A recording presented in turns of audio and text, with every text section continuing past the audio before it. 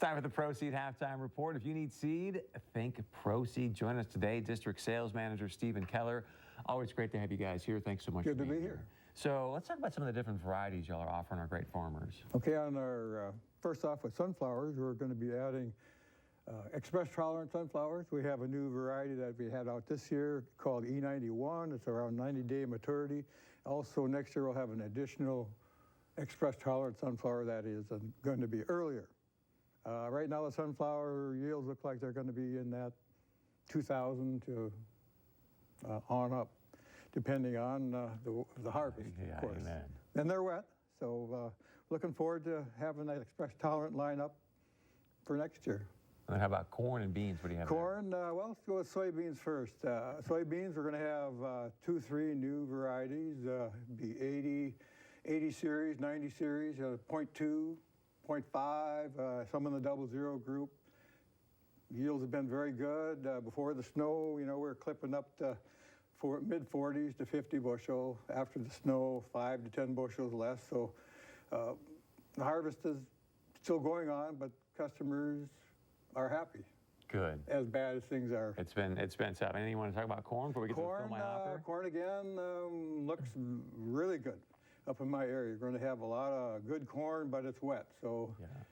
when you're going to combine, the guy told me, he says, call me when moisture's 19. Okay. So right now, early indications is, you know, some of the stuff's running over 160 dry. All right. On the good ground. Let's talk quickly about the Fill My Hopper program, because there's some other things you can get as well. We are offering on a point system, the number of varieties you buy, you can qualify for a chainsaw, a walkie tool, and possibly a deer stand. So you combine your sunflowers, soybeans, corn, earn points on the varieties purchased, and receive an additional reward from Proceed. Thank you very much, and we appreciate it. Find out more at Proceed.net. And again, if you need seed, think Proceed. Stick around, much more coming up right here on the Proceed Halftime Report.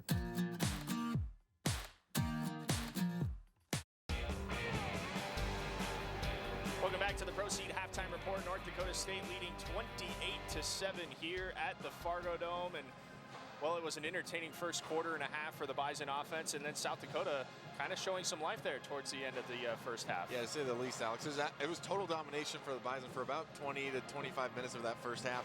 We saw the USD offense get going a little bit, which we kind of thought we would. It's a good offense. They go really fast. Austin Simmons is a very good quarterback, but for the most part, NDSU's defense has been really good today. Yeah, they have been really good. Let's take a look at the first half highlights as we get it into here. The Bison starting it off big on offense. We see Christian Watson here, 41 yards on the reception, just loses his guy. I've been really impressed with Christian, obviously all season, but really just after the catch, and we're going to see later, him even running the ball, he's been very impressive. That sets up the next play here. Ty Brooks on senior day, getting the 2-yard touchdown run. Good for the Fargo native to get into the end zone on senior day, and the Bison, once again, they get off to a fast start.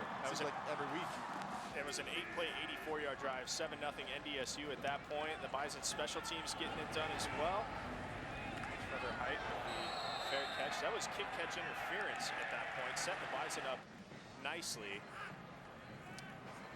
So we see the offense go back to work here, and more Ty Brooks with a punishing run there. Yeah, Ty Brooks was running like a man possessed. I was very impressed with him in this first half. That was a 23-yarder capped off here by Cofield's 7-yard touchdown run. South Dakota had 3 or 4 guys that had a chance. They just couldn't bring him down, and that was kind of the story of the first half. Bison doing whatever they want on offense. And Adam Cofield there, that was a 6-play, 58-yard drive. Again, we see Watson being used in the sweep game, and a little hurdle there at the end of the run. Yeah, we saw him do a backflip right in front of us in pregame, and he kind of shows up the hops once again. He's an incredible athlete. That was a 24-yard run here, and then the Bison will go to the quick screen game. We see Kobe Johnson getting involved a little bit. Kobe doing a little bit of everything again. This offense just, the first half, doing whatever they wanted. Trey Lance with all day to throw here, and he picks out Ben Ellefson open in the end zone. I really like the play design there, and Bison receivers have been open all day downfield. USD just can't cover them. The Bison have been able to move the ball effectively on offense, and here even showing a little bit of the power as the O-line gets involved on that. They would cap off another scoring drive here. Trey Lance to, it's number 1 again. Christian Watson, 43-yard touchdown reception. Downfield, it just seems like USD just can't keep up with Watson. We talked about South Dakota having some life there late in the end of the first half, and here's Kai Henry with a big 38-yard run that sets up their only score of the half. Another 2-yard run from Kai Henry there. Yeah, we expect them to get going at some point just because they are a talented offense. And they showed it a little bit there. Even the next drive, they had some things going as well. 28-7, your halftime scores. We take a look at the halftime stats provided by the North Dakota Certified Seed Producers. Look at that number of total yards. Are we sure this is halftime, Alex? 422. Are you kidding me? The Bison had 690 yards of offense last week in a game. 422 is a really good number for a game. Video game numbers, once again, it's been really impressive to watch. Like I've been saying, this NDSU offense has been able to do whatever they want to do, especially through the air. This is the second week in a row we're seeing Trey Lance have a lot of success through the air, throwing the ball a little bit more than we're used to. Yeah, Trey Lance certainly having a good first half. Bison lead 28-7. Those were your first half stats brought to you by North Dakota Certified Seed Producers. More of the Proceed Halftime Report right after this.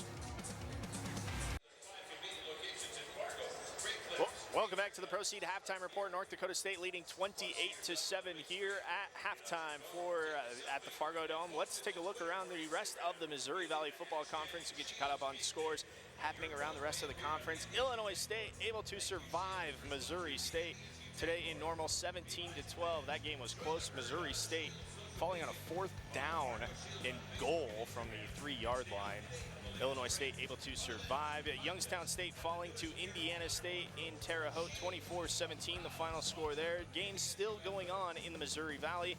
Southern Illinois has opened up a 38-14 lead in the 4th quarter over Western Illinois, and Northern Iowa trailing at the start of the 4th quarter down in Brookings to South Dakota State. The Jackrabbits holding a 17-7 lead there in Brookings. Again, our score here, 28-7 as the Bison lead South Dakota. We'll step aside and bring you second half action here on the Proceed Halftime Report.